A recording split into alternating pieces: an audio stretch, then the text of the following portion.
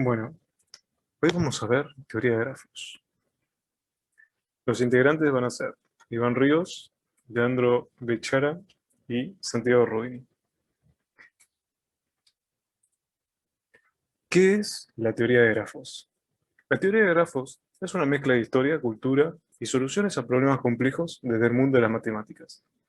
Con esta teoría se busca representar de manera visual datos abstractos en forma de vértices, los cuales están unidos a través de aristas. Un grafo es un conjunto no vacío de objetos llamados vértices, y una selección de pares de vértices, llamados aristas. Típicamente, un grafo se representa mediante una serie de puntos, conectados por las ya mencionadas aristas, las cuales son, como se puede ver en este gráfico, las líneas que conectan cada uno de los círculos que contiene un número. Acá se puede leer que es un grafo con 6 vértices y 7 aristas. ¿Cuál es el origen de la teoría de grafos? Los orígenes se remontan a 1736, cuando un matemático llamado Leonhard Euler realizó un estudio para resolver un problema que dio vueltas durante más de un siglo, el cual trataba de el problema de los puentes de Königsberg. Este problema consistía en descubrir la ruta más eficiente en cruzar los 7 puentes de la ciudad sin pasar por ninguno por el cual ya pasaste posteriormente. Es como encontrar la ruta para visitar cada uno de los puentes, sin pasar por uno que ya pasaste previamente. También se puede, otro investigador llamado Gustav Kirchhoff, el cual diseñó los circuitos de cálculo de voltaje, y Francis Guthrie con la presentación de la hipótesis de los 4 colores, el cual esta incógnita consistía en pintar un mapa geográfico utilizando solo 4 colores y que en ningún país vecino se repita el color.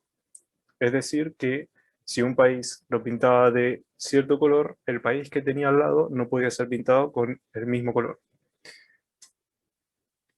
Luego, para meter más a fondo, está el problema de Königsberg, que es con el cual se originó esta teoría de grafos. Y acá se muestra básicamente una imagen de la ciudad que, en la cual se muestran todos los puentes que están conectados y la incógnita, como ya anteriormente he dicho, sería cómo visitar cada uno de estos sin pasar por uno al cual ya cruzaste. Y Euler buscó de diferentes maneras, pero la única resolución que encontró fue que como máximo se podían cruzar 6, ya que no se podía cruzar el último sin haber pasado por uno por el cual ya pasaste. Y acá se puede ver la resolución a la ruta que él logró encontrar. Luego están los principales conceptos y características. Debemos tener presentes que existen diferentes tipos de grafos. Dependiendo del tipo de grafo que podemos lograr obtener diferentes características que podemos implementar en nuestros proyectos. Los grafos simples, o multigrafos, disculpen, son composiciones de complejidad ligera, en la que los conjuntos de nodos pueden estar unidos por varias aristas. Nodos también son los vértices, para que no se confundan. Uno de los puntos más importantes que integra la teoría de grafos son sus estructuras de representación. Gracias a estas estructuras podemos aprovechar al máximo la visualización de los conjuntos de datos para analizar de forma simple los elementos para tomar decisiones. Entre las estructuras más sencillas e implementadas se encuentran las listas y las matrices, aunque frecuentemente existen modelos combinados entre ambas. Y ahora vamos a empezar con las listas. Primero está la lista de incidencia. Las listas son representadas con un vector de pares, donde cada par representa una de las aristas. Luego, también está la lista de adyacencia. Cada vértice tiene una lista de vértices, los cuales son adyacentes a él. Esto en el caso de un grafo no dirigido causa redundancia, por lo tanto, las búsquedas son más rápidas, pero con un costo de almacenamiento extra. Y por último está la lista de grados, también llamada secuencia de grados o sucesión gráfica de un grafo no dirigido. Es una secuencia de números que corresponde a los grados de vértice de un grafo. Acá se pueden ver una imagen de lo que sería una lista de adyacencia, y acá se puede ver un grafo no dirigido y un grafo dirigido. Y la manera de ver, pues, de poder identificar fácilmente cómo funcionan, es que el grado, como acá se pone igual a 3, podemos identificarlo por la cantidad de aristas que conecta con cada uno de los vértices. Por ejemplo, en el grado A, en un grafo no dirigido, es igual a 3. Es decir, que lo conectan 3 aristas que no están dirigidas a ningún lado, solamente están conectadas al vértice. En cambio, en el grafo dirigido se indica cuáles aristas sí están conectadas a el grado E, que sería el vértice A. Y en este caso serían 2. Y así con cada uno de los vértices o nodos. Luego está el tipo de estructuras de tipo matrices, que si quiere Leandro seguir comentando. Sí, sí, ahí. Los tipos de estructuras de matrices están divididos en varios tipos, como por ejemplo el primero, la matriz de incidencia, donde el grafo está representado por una matriz de aristas por vértices, donde la arista y el vértice contienen la información de la arista. 1 que está conectado y 0 que no está conectado. Y después la matriz de adyacencia, donde el grafo está representado por una matriz cuadrada M de tamaño, donde es el número de vértices.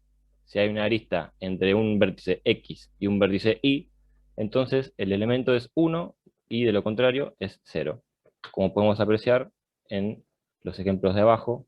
Después están las aplicaciones de la teoría de grafos. Al abordar aspectos básicos de la teoría de grafos, podemos descubrir que estos no representan características y presentaciones para resolver diferentes tipos de problemas. Con ellos podemos brindar soluciones de dibujo computacional o potenciar el estudio de las relaciones en ambientes biológicos complejos. Además, con esta teoría se ha podido aprovechar al máximo el potencial de las redes sociales. Con el análisis de grafos es posible comprender las relaciones, preferencias y similitudes entre los usuarios. Esto ha sido de mucha utilidad para las empresas de este sector de las redes sociales, aunque el sector más prominente es, en el cual se ha avanzado es la detección de fraude bancario. Las herramientas de grafos permiten analizar miles de millones de datos de forma muy rápida y también pueden usarse para softwares complementarios para determinar de forma eficiente comportamientos que puedan orientar a la presencia de un fraude. Ahí abajo no se aprecia bien los ejemplos, pero bueno, están chiquititos. Ciclos y caminos hamiltonianos.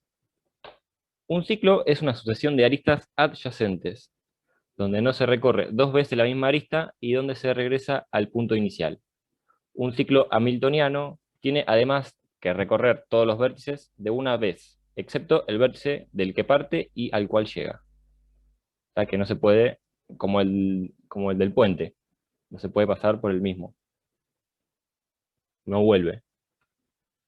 Se habla también de camino hamiltoniano si no se impone regresar al punto de partida, como un museo con una única puerta de entrada. O, por ejemplo, un caballo puede recorrer todas las casillas de un tablero de ajedrez sin pasar dos veces por la misma casilla. Eso es un camino hamiltoniano. Los caminos y ciclos hamiltonianos se llaman así en honor a William Rowan Hamilton, inventor de un juego que consistía en encontrar un ciclo hamiltoniano en las aristas de un grafo dodoceadro. Hamilton resolvió este problema usando cuaterniones, aunque su solución no era generalizable a todos los grafos. Ahí tenemos un ejemplo de un grafo hamiltoniano. El problema del caballo. Los caminos hamiltonianos también aparecen a menudo en la teoría de juego de mesa, como el ajedrez.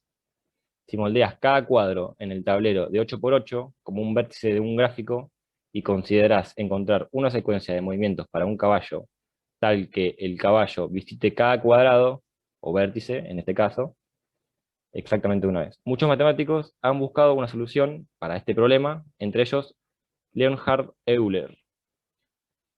Se han encontrado muchas soluciones para este problema, pero no se sabe cuántas maneras en total, eh, cuántas soluciones totales hay para este tipo de problema, porque hay muchísimas. Algunas variaciones de este problema han sido estudiadas, tales como buscar soluciones cíclicas, en la cual se debe llegar a la misma casilla de la cual se partió, tableros de diferente número de columnas o diferente número de filas, juegos de dos jugadores basados en la idea, problemas usando ligeras variaciones en la forma de moverse el caballo. Ahí, como vemos en ese ejemplo, se movía como si fuese un caballo de ajedrez. Bien, caracterización de grafos. Están los grafos simples, grafos conexos o inconexos. Bueno, un grafo simple es perdón, un, un grafo es simple si solo existe una arista uniendo dos vértices cualquiera. Esto es equivalente a decir que una arista cualquiera es la única que une dos vértices específicos. Un grafo no es simple, un grafo que no es simple se denomina multigrafo. Los grafos conexos son si cada par de vértices está conectado por un camino. Es decir, si para cualquier par de vértices, en este caso A y B, existe al menos un camino posible desde A hacia B, un grafo es doblemente conexo si cada par de vértices está conectado por al menos dos caminos juntos. Un grafo que no es conexo se denomina disconexo o inconexo o no conexo también.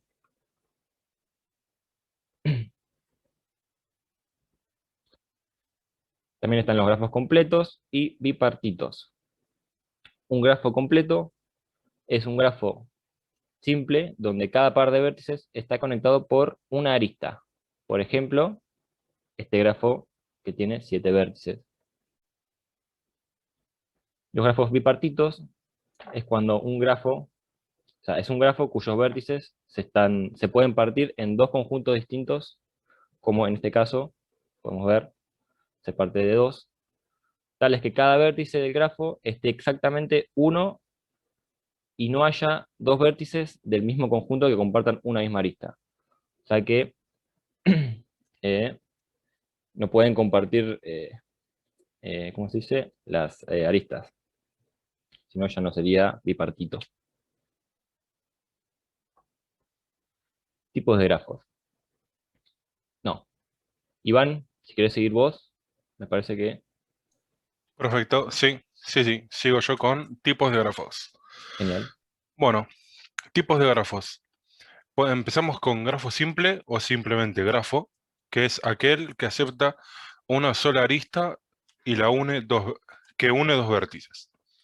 Esto es equivalente a decir que una arista cualquiera es la única que une a dos vértices específicos. Multigrafo o pseudografo es el que acepta más de una arista entre dos vértices. Estas aristas se suelen llamar múltiples o loops. Los gráficos simples son una subclase de esta categoría de grafos. Grafo orientado son grafos en los cuales se ha añadido una orientación a las aristas, usualmente representada por una flecha. Gráfico etiquetado son aquellos en los que se le añadió un peso a las aristas, generalmente un número entero, o un etiquetado a los vértices. Grafo aleatorio. Son grafos cuyas aristas están asociadas a una probabilidad. Hipergrafo. Son grafos en los cuales las aristas tienen más de dos extremos, es decir, las aristas son incidentes a tres o más vértices. Grafo infinito. Son grafos con conjuntos de vértices y aristas de un cardinal infinito. Grafo plano.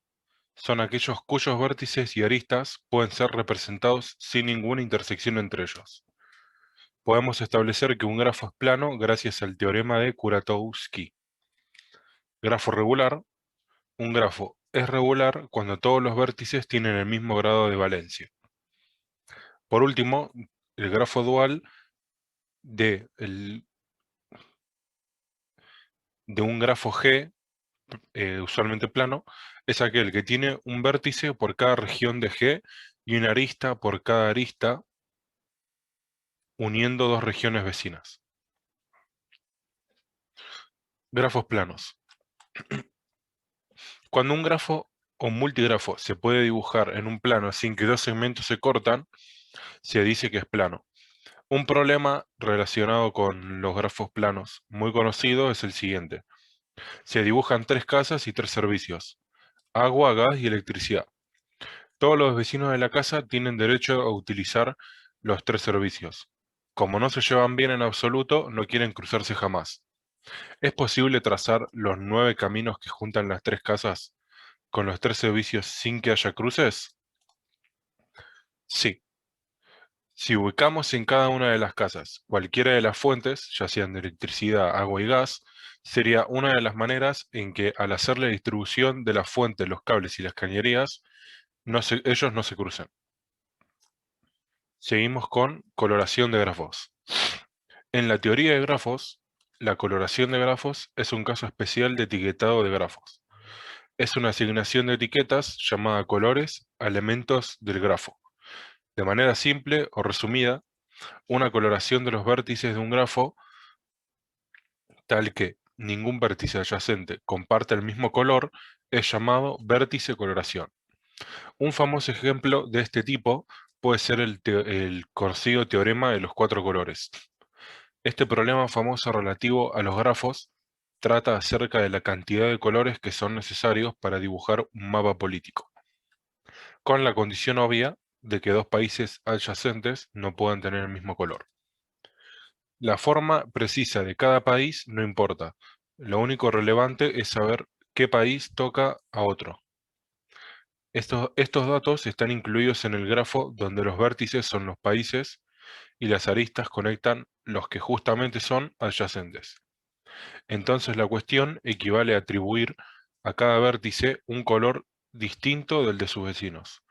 La solución encontrada a esta incógnita fue esta imagen que muestra claramente cómo se solucionó el problema. Después, seguimos con árboles. Un grafo que no tiene ciclos y que conecta todos los puntos se llama árbol. Su importancia radica en que los árboles son grafos que conectan todos los vértices utilizando el menor número posible de aristas.